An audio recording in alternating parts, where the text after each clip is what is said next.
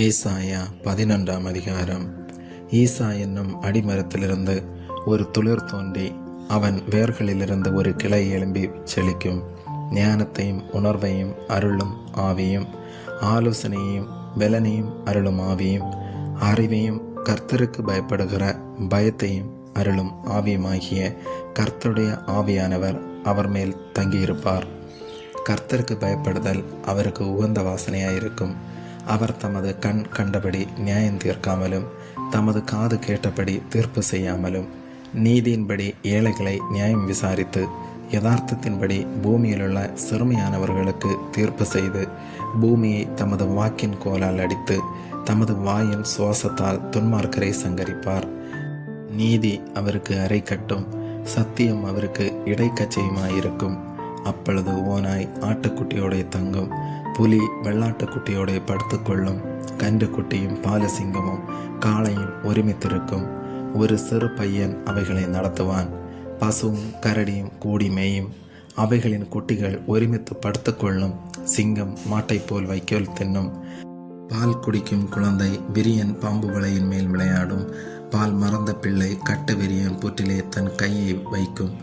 என் பரிசுத்த பர்வதமெங்கும் தீங்கு செய்வாரும் இல்லை, கேடு செய்வாரும் இல்லை.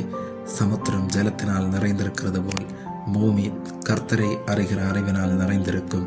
அக்காலத்திலே ஜனங்களுக்கு கொடியாக நிற்கும் ஈசாயின் வேருக்காக ஜாதிகள் விசாரித்து கேட்பார்கள். அவருடைய தாபர ஸ்தலம் மகிமையாயிருக்கும்.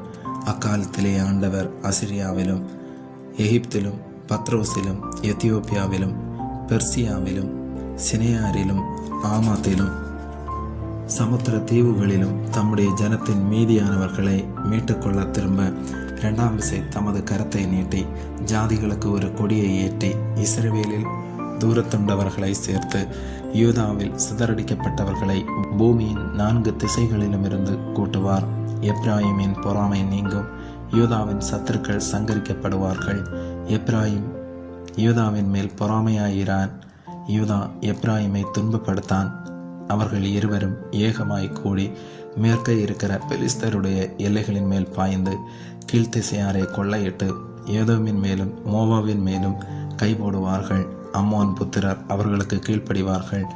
எகிப்தின் சமுத்திர முனியை கர்த்தர் முற்றிலும் அழித்து தம்முடைய காற்றின் வலிமையினால் நதியின் மேல் தமது கையை நீட்டி 7 ஆறுகளாக பிரித்து ஜனங்கள் கால் நனையாமல் கடந்து போகும்படி பண்ணுவார்.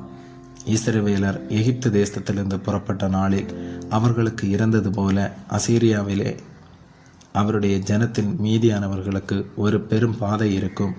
ஆமேன்.